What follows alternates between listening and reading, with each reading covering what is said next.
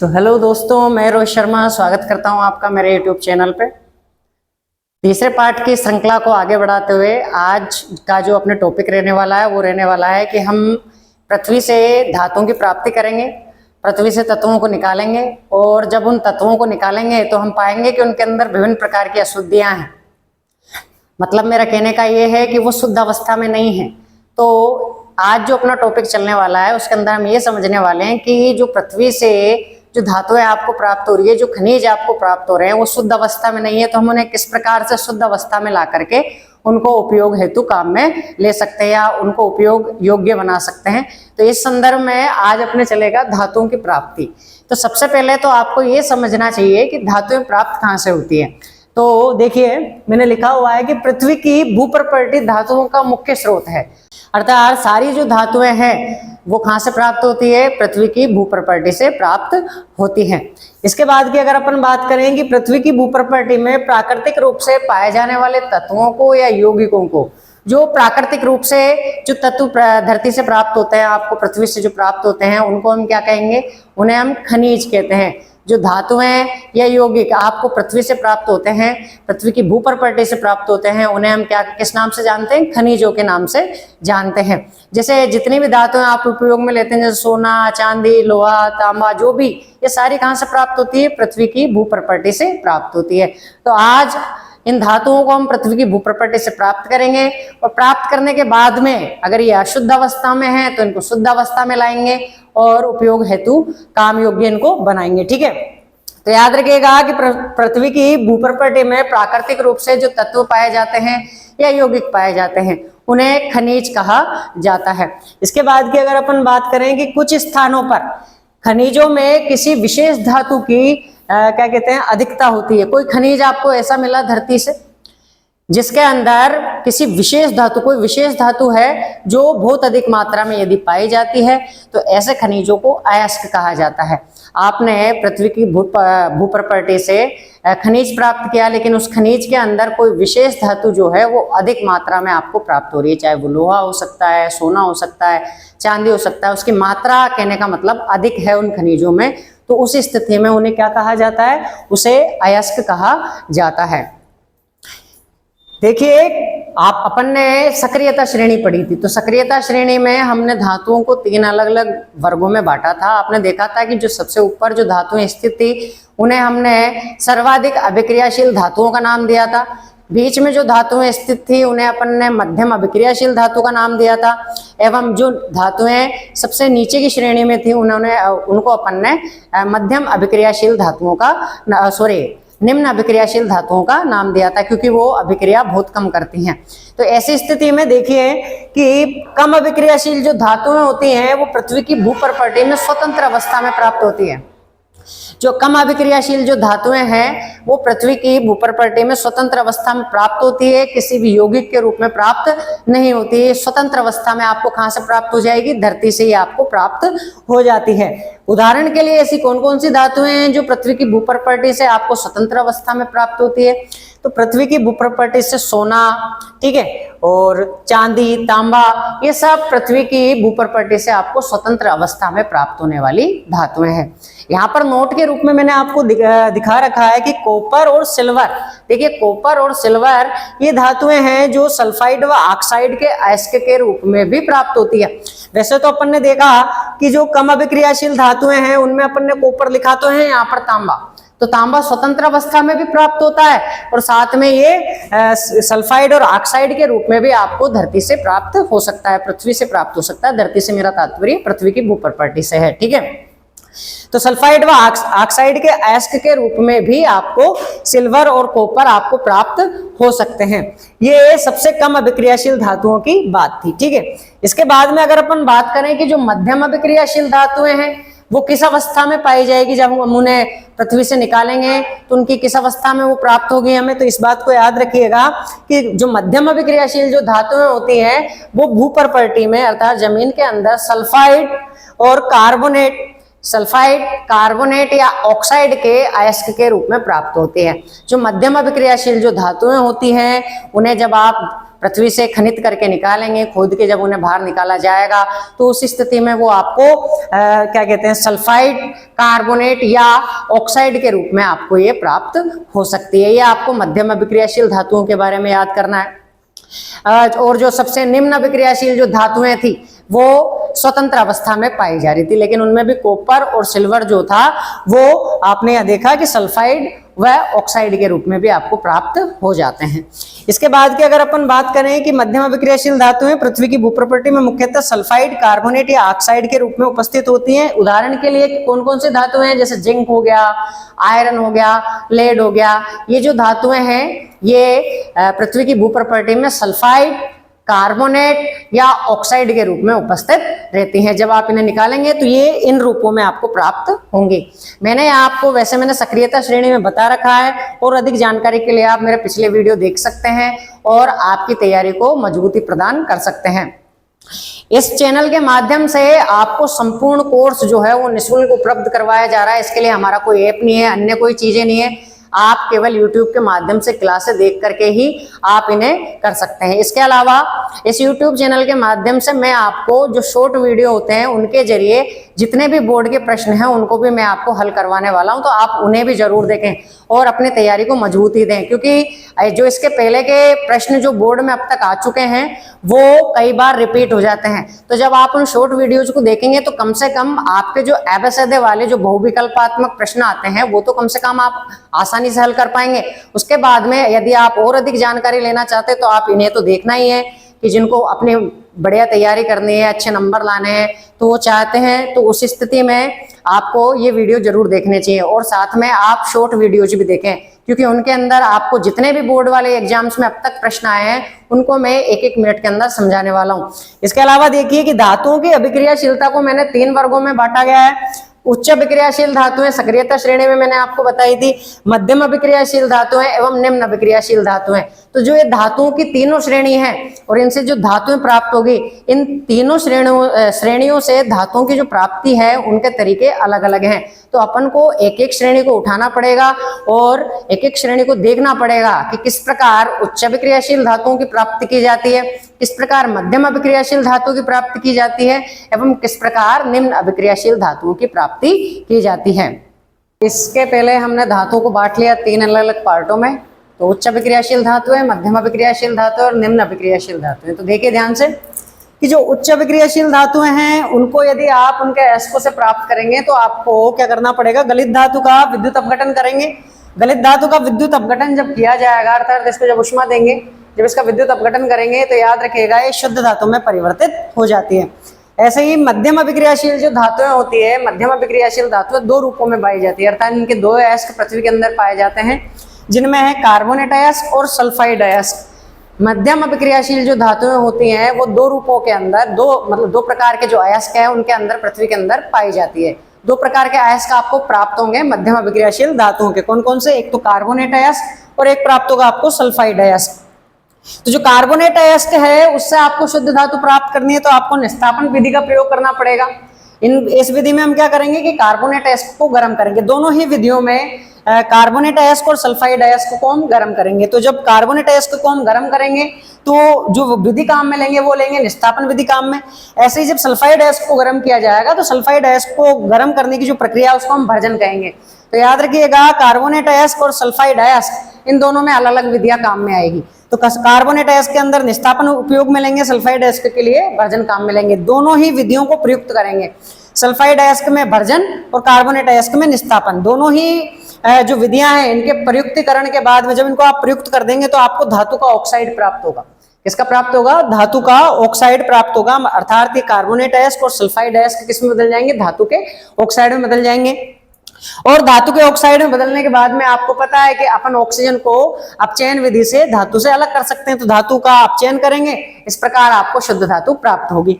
ऐसे ही जो निम्न अभिक्रियाशील जो धातुएं हैं वो सल्फाइड अयस्क के रूप में आपको पृथ्वी के अंदर मौजूद मिलेंगी। तो याद रखिएगा सल्फाइड अयस्क के लिए जैसे यहाँ पर अपन ने भर्जन विधि प्रयुक्त करी है, यहाँ पर भी अपन भर्जन विधि प्रयुक्त करेंगे, धातु आपको प्राप्त हो जाएगी और धातु का हम क्या कर लेंगे? परिष्करण कर लेंगे, उसका शुद्धिकरण कर लेंगे और इस प्रकार आपको धातु प्राप्त हो जाएगी। तो ये तो एक चार्ट है, इस चार्ट को आपको याद रखना है ताकि आप आसानी से समझ पाएं कि जो उच्च अभिक्रियाशील जो धातुएं हैं उनका यदि गलित अवस्था में विद्युत अपघटन करेंगे तो उस स्थिति में वो शुद्ध अवस्था में प्राप्त हो जाएगी। मध्यम अभिक्रियाशील जो धातुएं हैं, मध्यम अभिक्रियाशील धातुएं कार्बोनेट अयस्क और सल्फाइड अयस्क के रूप में पृथ्वी की भूप्रपर्टी में पाई जाती हैं। जब आप इन्हें प्राप्त करेंगे अर्थात निकालेंगे धरती में से या पृथ्वी में से, तो याद रखिएगा ये कार्बोनेट अयस्क और सल्फाइड अयस्क के रूप में प्राप्त होगी। और सल्फाइड अयस्क के लिए आप भर्जन विधि प्रयुक्त करेंगे, कार्बोनेट अयस्क के लिए निस्तापन विधि आपको प्रयुक्त करनी पड़ेगी। और इन दोनों ही विधियों से आपको प्राप्त हो जाएगा धातु का ऑक्साइड। धातु का ऑक्साइड का हम क्या कर देंगे, धातु मतलब ऑक्सीजन को हटाने के लिए, उस ऑक्साइड को दूर करने के लिए उसका आप चयन करेंगे तो आपको इस प्रकार शुद्ध धातु प्राप्त होगी। ऐसे ही जो निम्न अभिक्रियाशील जो धातुएं हैं वो सल्फाइड अयस्क के रूप में प्राप्त होगी। सल्फाइड अयस्क के लिए हम भर्जन विधि प्रयुक्त करेंगे निम्न अभिक्रियाशील धातुओं में, और धातु आपको प्राप्त हो जाएगी। साथ में आप उसका परिष्करण कर सकते हैं, उसको शुद्धिकरण कर सकते हैं, तो इस प्रकार आपको शुद्ध धातु प्राप्त हो जाएगी।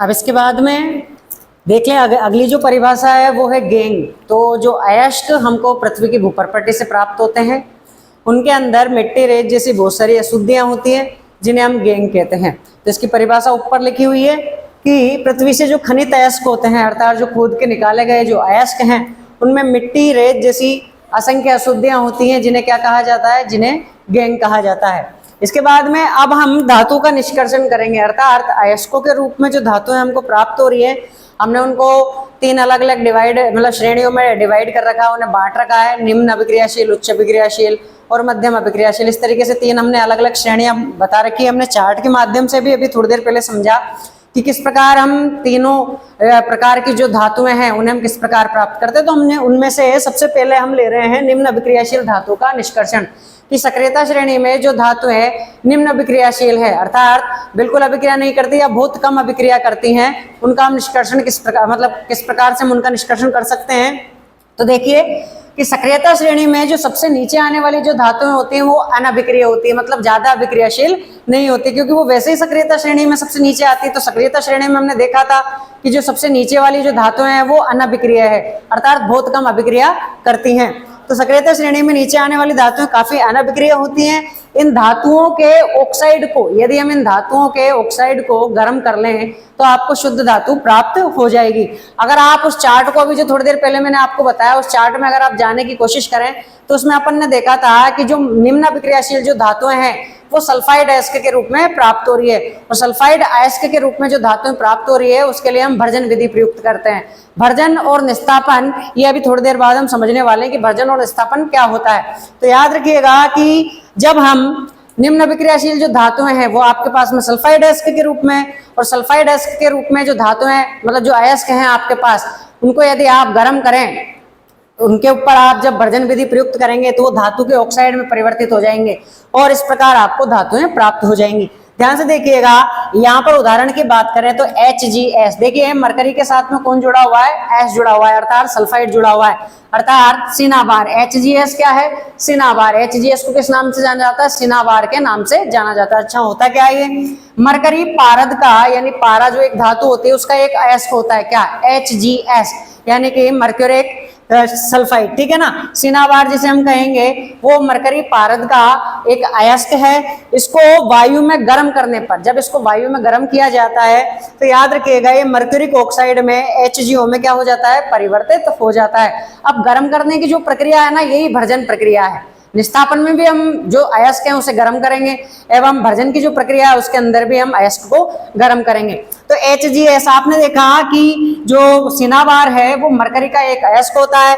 जब इसको वायु की उपस्थिति में गर्म किया जाता है तो यह है मर्क्यूरिक ऑक्साइड में परिवर्तित हो जाता है, ठीक है ना। मर्क्यूरिक ऑक्साइड का सूत्र क्या हो जाएगा, HGO। तो आपको जो याद रखने वाली चीज है वो ये है, पिछली बार एग्जाम में भी पूछी हुई है कि सिनाबार जो है वो किसका एक अयस्क है। तो सिनाबार जो है वो मरकरी पारद का एक अयस्क होता है और जब इसको गर्म किया जाता है तो ये मर्क्यूरिक ऑक्साइड में परिवर्तित हो जाता है। देखिए मर्क्यूरिक ऑक्साइड HGO को और अधिक जब हम गर्म करेंगे, अब यहाँ पर आपने HGS को गर्म किया तो आपको मर्क्यूरिक ऑक्साइड प्राप्त हो गया। जब आप मर्क्यूरिक ऑक्साइड को और अधिक गर्म करेंगे तो उस स्थिति में ये आपको शुद्ध धातु के रूप में यहाँ सर क्या कहते हैं आपको प्राप्त हो जाएगी, मरकरी धातु आपको यहाँ से प्राप्त हो जाती है।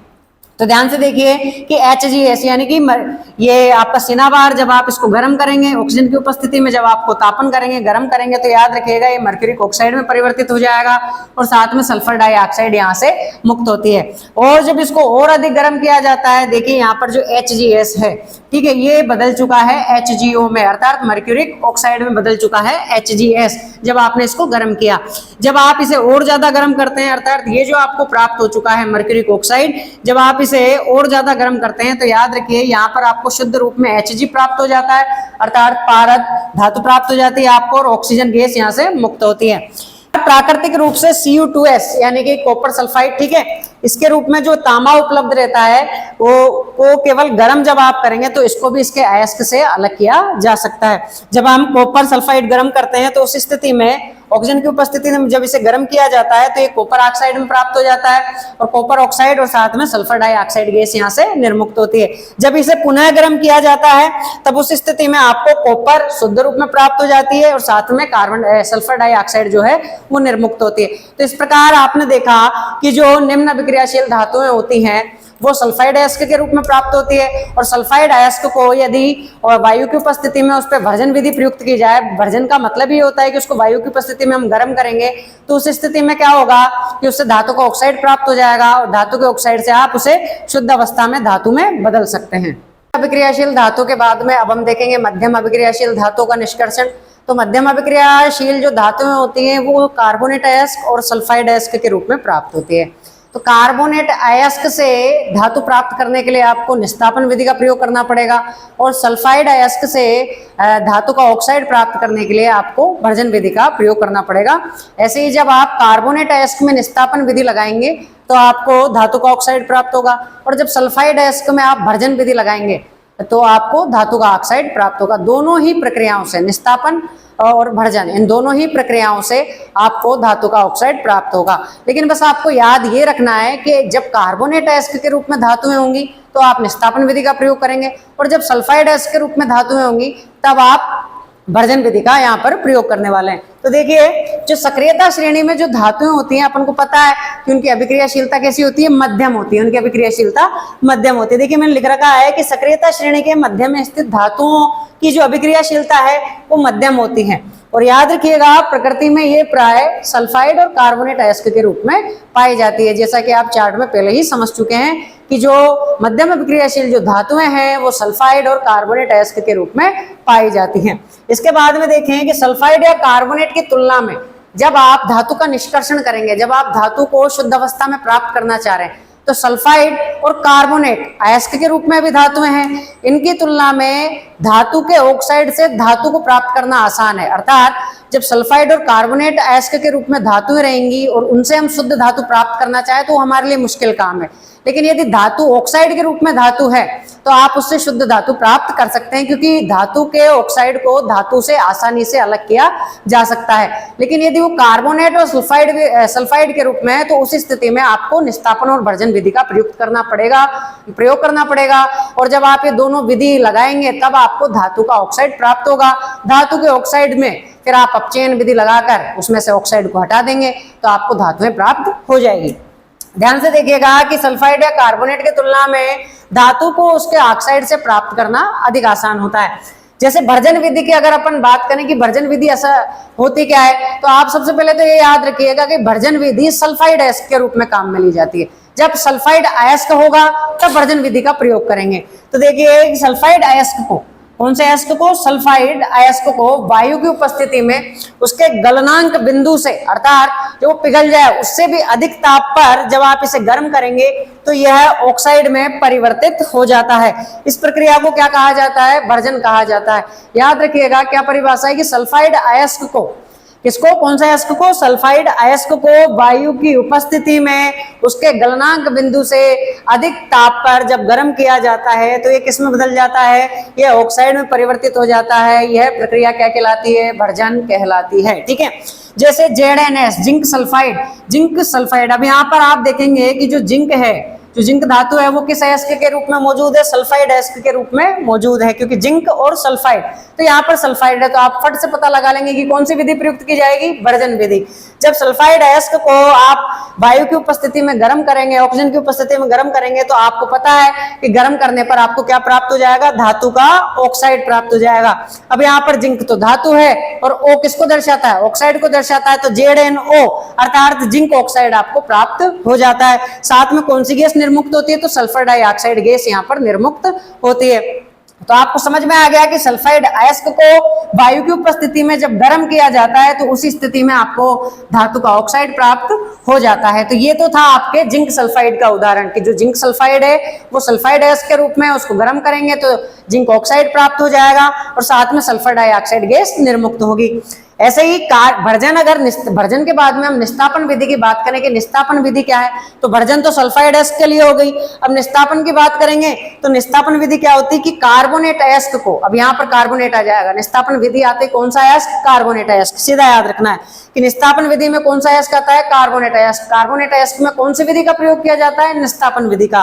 तो कार्बोनेट अयस्क को सीमित वायु की उपस्थिति में अधिक ताप पर जब आप गर्म करेंगे, वायु की उपस्थिति सीमित है और अधिक ताप पर जब आप गर्म करेंगे तो यह ऑक्साइड में परिवर्तित हो जाता है और इस प्रक्रिया को ही क्या कहा जाता है, निस्तापन कहा जाता है। तो भर्जन विधि में भी हमने सल्फाइड अयस्क को धातु के ऑक्साइड में परिवर्तित कर लिया और निस्तापन विधि जब हमने कार्बोनेट अयस्क में लगाई तो उस स्थिति में भी हमने जो आपके कार्बोनेट अयस्क था उसको धातु के ऑक्साइड में परिवर्तित कर लिया। दोनों ही प्रक्रियाओं में हमको धातु के ऑक्साइड प्राप्त हो जाते हैं। तो कार्बोनेट अयस्क को सीमित वायु में अधिक ताप पर जब गर्म करेंगे तो ये ऑक्साइड में परिवर्तित हो जाता है। इस प्रक्रिया को निस्तापन कहा जाता है। आइए उदाहरण देखते हैं। उदाहरण आपके पास है जिंक कार्बोनेट का। तो यहाँ पर जो जिंक धातु है कार्बोनेट अयस्क के रूप में उपस्थित है। जिंक कार्बोनेट, पूरा नाम क्या है इसका, जिंक कार्बोनेट, ZnCO3। जब ZnCO3 को निस्तापन विधि आप लगा करके इसको गर्म करेंगे, सीमित वायु की उपस्थिति में गर्म करेंगे, तापन इसका किया जाएगा, तो उस स्थिति में जिंक ऑक्साइड अर्थात ये जिंक ऑक्साइड में परिवर्तित हो जाएगा। साथ में कार्बन डाइऑक्साइड यहाँ से क्या हो जाती है, निर्मुक्त हो जाती है। तो दोनों ही प्रक्रिया में आपको प्राप्त हो जाता है जिंक ऑक्साइड, क्योंकि जिंक जो धातु है वो सल्फाइड अयस्क और कार्बोनेट अयस्क दोनों ही अवस्थाओं में आपको प्राप्त हो सकती है। दोनों ही अयस्कों के रूप में आपको प्राप्त हो सकती है। यहाँ पर दोनों ही विधियां लगाकर, सल्फाइड के लिए भर्जन विधि लगाकर और कार्बोनेट के लिए निस्तापन विधि लगाकर, इन दोनों को आपने बदल लिया है जिंक ऑक्साइड में। अब चूंकि ये जिंक ऑक्साइड में बदल चुके हैं, धातु के ऑक्साइड में परिवर्तित हो चुके हैं, अभी तक आपको शुद्ध धातु प्राप्त नहीं हुई है, क्योंकि अभी भी ये धातु के साथ में क्या जुड़ा हुआ है, ऑक्साइड जुड़ा हुआ है। अभी भी धातु जिंक ऑक्साइड के रूप में है। तो अब आपको जिंक प्राप्त करने के लिए ऑक्साइड को हटाना पड़ेगा और यदि आप ऑक्सीजन को हटाना चाहते हैं तो आपको पता है आपको अपचयन विधि का प्रयोग करना पड़ेगा। तो आप कोई ऐसी सामग्री का उपयोग कीजिए जिस ऑक्साइड को यानी ऑक्सीजन को हटाने का काम करे। तो याद रखिएगा कार्बन एक उपयुक्त अपचायक होता है, अर्थात कार्बन में वो क्षमता होती है कि वो धातु को उसके ऑक्साइड से अलग कर सके। तो याद रखिए कि इसके बाद जब आपको ये धातु ऑक्साइड प्राप्त हो जाता है तो इसके बाद में हम कार्बन जैसे उपयुक्त अपचायक का उपयोग करके धातु ऑक्साइड से क्या प्राप्त कर सकते हैं, धातु प्राप्त कर सकते हैं। क्योंकि कार्बन जो है वो जिंक ऑक्साइड के साथ क्रिया करके धातु को तो निर्मुक्त कर देगा, अर्थात जिंक धातु तो स्वतंत्र हो जाएगी और साथ में कौन सी गैस निर्मुक्त हो जाएगी, कार्बन के साथ मिलकर, और कार्बन डाइऑक्साइड गैस यहाँ पर निर्मुक्त हो जाती है। तो कार्बन का आपने उपयुक्त किया, कार्बन को यहाँ पर आपने उपयुक्त किया क्योंकि कार्बन एक उपयुक्त अपचायक के रूप में काम में आता है। जब आप इसकी क्रिया जिंक ऑक्साइड से करवा देंगे अर्थात धातु के ऑक्साइड से करवा देंगे तो ये धातु के ऑक्साइड में से ऑक्सीजन को अलग कर देगा और जिंक धातु क्या हो जाती है, निर्मुक्त हो जाती है, अर्थात ये आपको शुद्ध अवस्था में प्राप्त हो जाती है। तो ये थी अपनी मध्यम अभिक्रियाशील धातुएं जो कार्बोनेट और सल्फाइड अयस्क दोनों के रूप में पाई जा रही थी। कार्बोनेट अयस्क के लिए आपने निस्तापन विधि का प्रयोग किया, सल्फाइड अयस्क के लिए आपने भर्जन विधि का प्रयोग किया। दोनों ही विधियों से आपने धातु के ऑक्साइड को प्राप्त कर लिया। फिर आपने उपयुक्त अपचायक का प्रयोग किया, अर्थात जो ऑक्सीजन को निकाल दे ऐसे क्षमता वाले पदार्थ का आपने उपयोग किया और आपको शुद्ध धातु प्राप्त हो गई। तो निम्न अभिक्रियाशील धातुएं और मध्यम अभिक्रियाशील धातुएं अभी तक अपने हो चुकी हैं और इनका निष्कर्षण हमने देख लिया है कि किस प्रकार हम इनमें उपयुक्त विधियां लगाकर इनको हम अशुद्ध अवस्था से शुद्ध अवस्था में प्राप्त कर सकते हैं। भर्जन एवं निस्तापन विधियों के बाद आपने ये जाना कि भर्जन व निस्तापन दोनों विधियां सल्फाइड अयस्क और कार्बोनेट अयस्क दोनों को धातु के ऑक्साइड में परिवर्तित कर देती हैं। जैसा कि मैंने आपको यहाँ पर लिख रखा है कि भर्जन व निस्तापन विधियों से सल्फाइड अयस्क व कार्बोनेट अयस्क को आप किसमें बदल सकते हैं, धातु के ऑक्साइड में बदल सकते हैं। और धातु के ऑक्साइड में बदलने के बाद यदि आप अपचायक की भांति कार्बन का उपयोग करना चाहे तो कार्बन का उपयोग करके आप धातु के ऑक्साइड से धातु को प्राप्त कर सकते हैं। जैसे कि मैंने यहाँ लिखा हुआ है कि धातु ऑक्साइड से धातु को प्राप्त करने के लिए अपचयन विधि का उपयोग करेंगे, जिसमें हमने कल देखा था कि जब हमने ZnO यानी जिंक ऑक्साइड की क्रिया कार्बन से करवाई थी तो उस स्थिति में आपको जिंक धातु शुद्ध अवस्था में प्राप्त हो गई थी।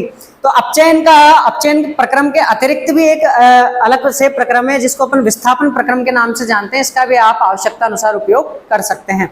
जैसे आप यहाँ देखेंगे तो अपचयन प्रक्रम में तो हम कार्बन का उपयोग कर रहे थे, तो जिंक ऑक्साइड की क्रिया जब आपने कार्बन से करवाई तो उस स्थिति में Zn धातु आपको शुद्ध अवस्था में प्राप्त हो जाती है, अर्थात जिंक ऑक्साइड में से ऑक्सीजन हट जाती है, ऑक्साइड हट जाती है।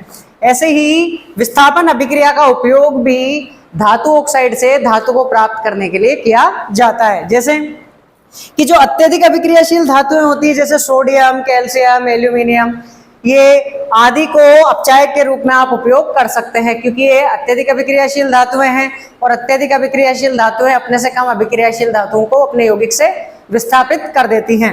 जैसे मैग्नीज डाइऑक्साइड को जब एल्यूमिनियम चूर्ण के साथ गर्म करते हैं तो निम्नलिखित अभिक्रिया होती है। देखिए ध्यान से, तो मैग्नीज डाइऑक्साइड को जब एल्यूमिनियम के साथ अभिक्रिया करवाते हैं तो उस स्थिति में मैग्नीज आपको शुद्ध अवस्था में प्राप्त हो जाती है और साथ में एल्यूमिनियम ऑक्साइड का निर्माण होता है, Al2O3, अर्थात एल्यूमिनियम ऑक्साइड। Al2O3 का नाम क्या होता है? Aluminium oxide.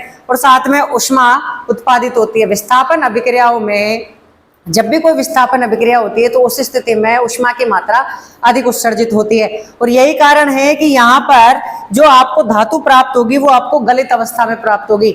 जब आपने मैग्नीज डाइऑक्साइड की क्रिया एल्यूमिनियम के साथ करवाई तब आपको मैग्नीज धातु किस अवस्था में प्राप्त होती है? लिक्विड फॉर्म में प्राप्त होती है, अर्थात गलित अवस्था में ये प्राप्त होती है। साथ में एल्यूमिनियम ऑक्साइड का निर्माण होता है और ऊष्मा इस प्रक्रम में निर्मुक्त होती है, क्योंकि यह विस्थापन प्रक्रम है और विस्थापन प्रक्रमों में आपको याद रखना है कि जो विस्थापन की अभिक्रियाएं होती है वो अत्यंत ऊष्माक्षेपी प्रक्रिया होती है और विस्थापन अभिक्रियाओं के फलस्वरूप जो धातु प्राप्त होती है वो गलित अवस्था में प्राप्त होती है। ध्यान से देखिए, तो यहाँ पर Mn जो है मैग्नीज वो किस अवस्था में है? लिक्विड फॉर्म में है, अर्थात गलित अवस्था में ही आपको प्राप्त होती है। देखिए यह अभिक्रिया अत्यंत ऊष्माक्षेपी होती है और इस अभिक्रिया में उत्सर्जित ऊष्मा के कारण धातुएं जो होती है वो गलित अवस्था में प्राप्त होती है। तो आपने ये था आपके मध्यम अभिक्रियाशील जो धातुएं होती हैं उनके बारे में आपने जाना कि वो दो रूपों में है, सल्फाइड और कार्बोनेट के रूप में, यानी अयस्कों के रूप में। सल्फाइड का अयस्क और कार्बोनेट अयस्क। तो सल्फाइड अयस्क के लिए भर्जन विधि प्रयुक्त कर देना और कार्बोनेट अयस्क के लिए निस्तापन विधि प्रयुक्त कर देना। जब आपको धातु ऑक्साइड इन दोनों प्रक्रमों से प्राप्त हो जाए तो या तो आप अपचायक की भांति कार्बन का उपयोग कर लेना, जो कि क्या करेगा? धातु ऑक्साइड में से ऑक्साइड को हटा देगा और धातु आपको शुद्ध अवस्था में प्राप्त हो जाएगी, या फिर आप विस्थापन प्रक्रिया का उपयोग भी कर सकते हैं। जैसा कि इस वाली रासायनिक अभिक्रिया में हमने देखा है कि Mn और मतलब मैग्नीज डाइऑक्साइड की एल्यूमिनियम के साथ अभिक्रिया पर मैग्नीज आपको शुद्ध अवस्था में प्राप्त हो जाती है, साथ में एल्यूमिनियम ऑक्साइड आपको प्राप्त होता है, साथ में इस प्रक्रम में ऊष्मा निर्मुक्त होती है और अत्यधिक ऊष्मा निर्मुक्तिकरण के कारण, ज्यादा मात्रा में ऊष्मा के निकलने के कारण धातुएं आपको गलित अवस्था में प्राप्त होती हैं। अब जो नेक्स्ट टॉपिक अपने चलने वाला है कि थर्मिट अभिक्रिया। एग्जाम में कई बार ये वाला सवाल पूछा गया है कि थर्मिट अभिक्रिया किसे कहते हैं, तो इसकी परिभाषा याद होनी चाहिए, साथ में इसका रासायनिक समीकरण भी आपको याद रखना पड़ेगा। साथ में थर्मिट अभिक्रिया जो है इसका उपयोग कहाँ किया जाता है इसके बारे में भी आपको पता होना चाहिए, क्योंकि इसका उपयोग कई बार पूछा जाता है। कि देखिए इसका उपयोग जो है ना, पहले आप वो देख लीजिए कि रेल की पटरी और मशीनी पुर्जों की जो दरारें हैं उनको जोड़ने में थर्मिट अभिक्रिया का उपयोग किया जाता है। तो आप इस बात को याद रखिएगा कि रेल की पटरी व मशीनी पुर्जों की दरारों को जोड़ने के लिए थर्मिट अभिक्रिया का उपयोग किया जाता है। ऐसा एक सवाल अपने दूसरे पार्ट में भी बना था आपका, अगर आपको याद हो तो, जिसमें दूसरे में नहीं, पहले पार्ट में, जिसमें एक सवाल आपसे पूछा गया था किताब के माध्यम से ही कि क्या कहते हैं, श्याम श्वेत फोटोग्राफी में किस रासायनिक अभिक्रिया का उपयोग किया जाता है। तो जिसको भी आता है वो लिखेंगे। याद रखिएगा कि आयरन ऑक्साइड के साथ थर्मिट अभिक्रिया क्या होती है? आयरन ऑक्साइड के साथ एल्यूमिनियम की अभिक्रिया को, आयरन ऑक्साइड के साथ किसके साथ अभिक्रिया करवा रहे हैं? एल्यूमिनियम की आयरन ऑक्साइड के साथ। आयरन ऑक्साइड के साथ जब एल्यूमिनियम की अभिक्रिया को क्या कहा जाता है, थर्मिट अभिक्रिया कहा जाता है। जब आप आयरन ऑक्साइड के साथ में एल्यूमिनियम की क्रिया करवाएंगे तो ऐसी अभिक्रिया क्या कहलाएगी, थर्मिट अभिक्रिया कहलाती है। ठीक है, यहाँ पर देखिए कि Fe2O3 किसका सूत्र है, आयरन ऑक्साइड का सूत्र है। आयरन ऑक्साइड के साथ जब एल्यूमिनियम की क्रिया करवाई जाती है तो आप यहाँ देखेंगे कि Fe जो है अर्थात जो लोहा धातु है, ठीक है ना, जो लोहा है वो आपको गलित अवस्था में प्राप्त होता है, साथ में एल्यूमिनियम ऑक्साइड बनता है। समझ में आती है आप लोगों की बात कि जब आयरन ऑक्साइड की अभिक्रिया एल्यूमिनियम के साथ करवाई जाती है तब Fe धातु आपको प्राप्त होती है जो कि गलित अवस्था में प्राप्त होती है, साथ में Al2O3 यानी एल्यूमिनियम ऑक्साइड का निर्माण होता है। तो इस वाली रासायनिक अभिक्रिया में जो आयरन है, जो लोहा है, वो गलित अवस्था में प्राप्त होता है। गलित अवस्था में प्राप्त होने के कारण ही इसका उपयोग रेल की पटरी और मशीनी जो पुर्जे होते हैं, यदि उनमें दरारें पड़ जाएं तो उस स्थिति में उन दरारों को भरने के लिए किया जाता है, क्योंकि यहाँ पर जो आयरन जो धातु है, जो लोहा है, वो आपको गलित अवस्था में प्राप्त होता है। और गलित अवस्था में प्राप्त होने के कारण ये मशीनी पुर्जों और मतलब जो मशीन के पुर्जे होते हैं या फिर रेल की पटरी में जो दरारें आ जाती हैं उनको आसानी से गलित अवस्था में होने के कारण आयरन से उन्हें भरा जा सकता है। तो इस वाली रासायनिक अभिक्रिया का उपयोग रेल की पटरी व मशीनी पुर्जों की दरारों को जोड़ने में किया जाता है। तो थर्मिट अभिक्रिया वह अभिक्रिया होती है जिसमें जो आयरन ऑक्साइड है उसकी क्रिया एल्यूमिनियम के साथ करवाते हैं। इसके बाद में अब तक दो आपने समझ लिया कि सक्रियता श्रेणी में जो सबसे नीचे स्थित धातुएं थी उनका निष्कर्षण किस प्रकार करेंगे, जो मध्यम में स्थित धातुएं थी उनका निष्कर्षण किस प्रकार करेंगे। अब जो नंबर आएगा अपने वो ये है कि सक्रियता श्रेणी में जो सबसे टॉप पर स्थित धातुएं हैं उनका हम किस प्रकार से निष्कर्षण करेंगे, उन्हें हम किस प्रकार से प्राप्त करेंगे। क्योंकि सक्रियता श्रेणी में जो धातुएं सबसे ऊपर स्थित होती हैं उनकी अभिक्रियाशीलता जो होती है वो बहुत अधिक होती है, और अधिक अभिक्रियाशीलता होने के कारण देखिए ध्यान से कि ये धातुएं अत्यधिक अभिक्रियाशील होती है और इन्हें कार्बन के साथ यदि गर्म किया जाए, जैसे कि अपन ने किया था पहले, तो उनके यौगिकों से इनको प्राप्त नहीं किया जाता। तो आपको जो याद रखने वाली बात वो ये है कि जो उच्च अभिक्रियाशील जो धातुएं हैं उन्हें हम किस विधि से प्राप्त करेंगे, इनके लिए एक विशेष विधि प्रयुक्त की जाती है जिसका नाम है विद्युत अपघटनी विधि। ठीक है, जो उच्च अभिक्रियाशील जो धातुएं होती हैं उन्हें विद्युत अपघटनी विधि से प्राप्त किया जाता है। इस बात को आप याद रखिएगा, ये आपके लिए बहुत जरूरी है। और ये जो विद्युत अपघटनी विधि का जो प्रश्न है ये कई बार आपसे एग्जाम्स में पूछा गया है और लगभग 3 से 4 नंबर का पूछा जाता है, जिसमें आपको एक छोटा सा चित्र बना करके भी दिखाना होता है। तो जो याद रखने योग्य चीज है वो ये है, इसमें सबसे पहले आपको जो याद रखना है कि सबसे ऊपर जो धातुएं हैं, जो सबसे ऊपर सक्रियता श्रेणी में स्थित जो धातुएं हैं उनके निष्कर्षण के लिए आप कौन सी विधि प्रयुक्त करेंगे, विद्युत अपघटनी विधि का प्रयोग करेंगे। तो कल इसके बारे में अपन जानने वाले हैं कि विद्युत अपघटनी परिष्करण विधि होती क्या है और इसके उपयोग से किस प्रकार सक्रियता श्रेणी में सबसे ऊपर जो धातुएं हैं उनका आप निष्कर्षण कर सकते हैं, उन्हें आप शुद्ध अवस्था में प्राप्त कर सकते हैं। आज के वीडियो में केवल इतना ही, धन्यवाद।